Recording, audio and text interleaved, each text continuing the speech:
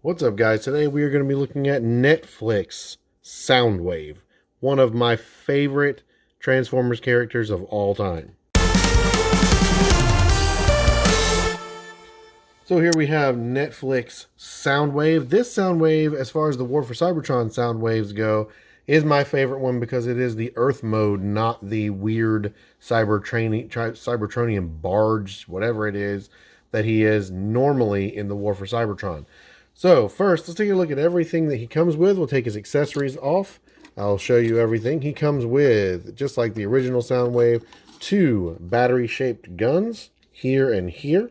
His shoulder cannon and this gun, which you can actually fold up like that for transformation purposes.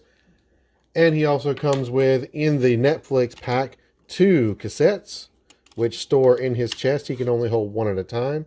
He comes with Ravage and he comes with Laserbeak. We'll look at those in just a second. First, though, let's get a good look at Soundwave himself now that he's just by himself. This is how he comes right here. He is very cool. He has the red eyes and he does have light piping, but I don't have a way to show you that right now very well. But overall, a very good looking sculpt. He has really good articulation. His head's on a ball joint like most of the War for Cybertron. He's got a shoulder that'll go out that far. It'll go down that far. He has over 90 degrees of elbow because he has a double jointed elbow. You do not have any wrist rotation, but it does go this way due to transformation. If you get the flaps out of the way, he can kick backwards this far. He can kick forward if you get that flap out of the way that far. He has got 90 degrees of knee bend. And like most War for Cybertron characters, he does get a decent amount of ankle tilt, so he's very poseable. Because his arms are a carryover from the Siege version of this character, he does have these weird flip-forward guns. They don't really do anything for this character, but they're just there because they're leftovers. So if you want him to be extra armed up, he's got some extra guns he can go with there. Now let's set him out of the way, and we'll take a look at Laserbeak and Ravage. This is Laserbeak, which comes with this character in this set. He transforms very easily. You just fold that down, fold his head back in like that, close the wings up, pop those in. Now, in the War for Cybertron line, these are not considered cassettes for whatever reason.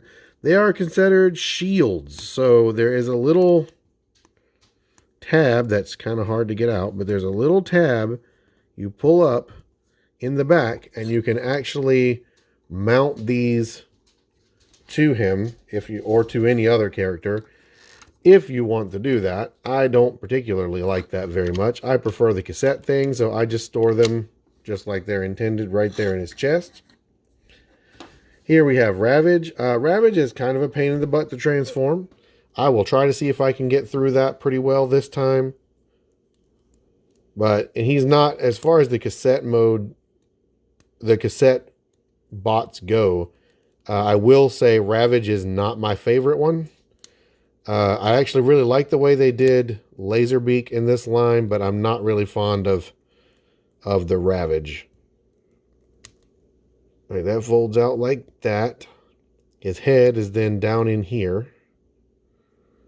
Then you have to, and this is kind of tricky, you have to fold and turn here, and fold and turn here to get the back legs down, and then you just fold down the front legs. He does have his little hip boosters like he had in the Gen 1.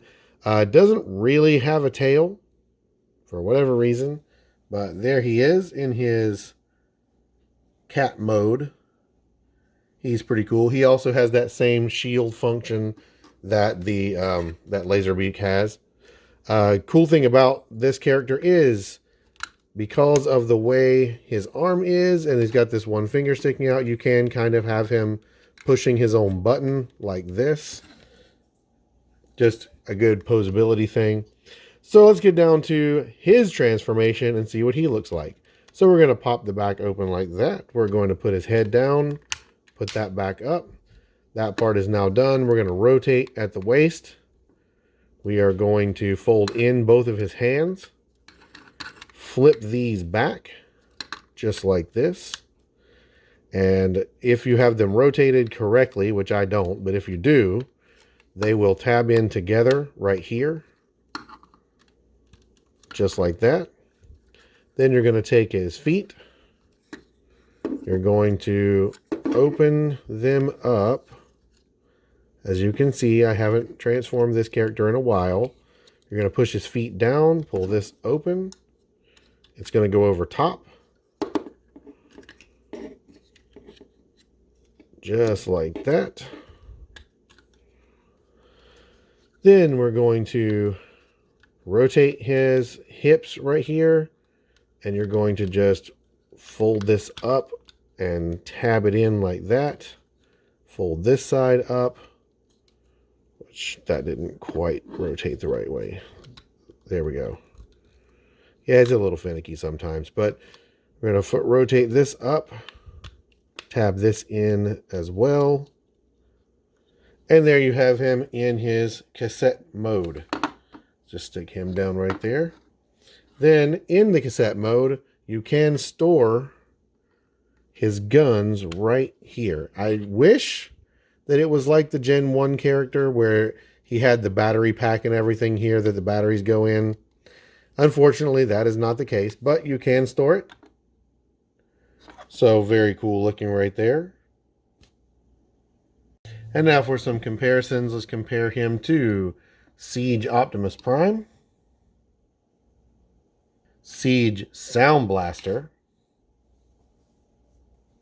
and my favorite of all, Gen 1 Soundwave, who is a little taller than him actually. Very cool.